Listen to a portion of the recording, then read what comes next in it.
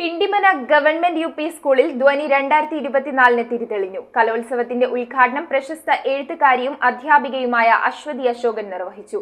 Sub ജില്ലാ അധ്യാപക കലോത്സവത്തിൽ സ്വന്തമായി രചിച്ച കവിതാലാപനത്തിൽ 2ാം സ്ഥാനം നേടിയ സ്കൂൾ അധ്യാപിക KM രമ്യയെ ചടങ്ങിൽ ആദരിച്ചു. ഗ്രാമപഞ്ചായത്ത് മെമ്പർ ലതാ ഷാജിയുടെ അധ്യക്ഷതയിലാണ് പിണ്ടിമന ഗവൺമെന്റ് യു.പി. സ്കൂളിൽ ഈ വർഷത്തെ സ്കൂൾ കലോത്സവം ധ്വനി 2024 തുടക്കം കുറിച്ചത്. പ്രശസ്ത എഴുത്തുകാരിയും അധ്യാപികയുമായ അശ്വതി അശോകൻ കലോത്സവത്തിന്റെ ഉദ്ഘാടനം നിർവഹിച്ചു. മത്സരങ്ങളിൽ പരാജയപ്പെട്ടാലും വിജയം ലഭിക്കുന്നതുവരെ പരിശ്രമം തുടരണമെന്ന് ഉദ്ഘാടക വിദ്യാർത്ഥികളെ ഓർമ്മിപ്പിച്ചു.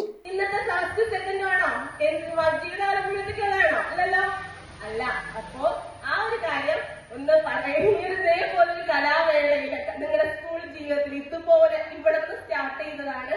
ഇന്ന് ഞാന് കഥ എഴുതുന്നുണ്ടെങ്കിലും കവിത എഴുതുന്നുണ്ടെങ്കിലും അതിന്റെയൊക്കെ ഊർജ്ജം.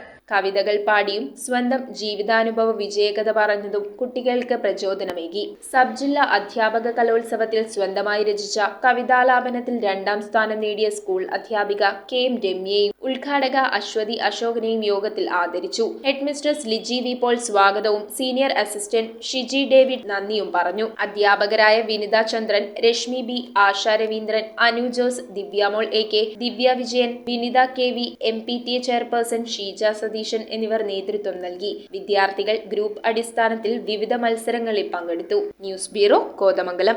Would, modular, interior, steel, sofas എന്നീ ഫർണിച്ചറുകൾ ഒറ്റ ഫാക്ടറിയിൽ ഉൽപ്പാദിപ്പിക്കുന്ന ഏക സ്ഥാപനം.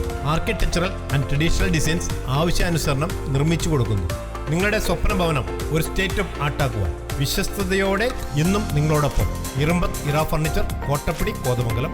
ഇനി കൂത്താടുകുളത്ത്.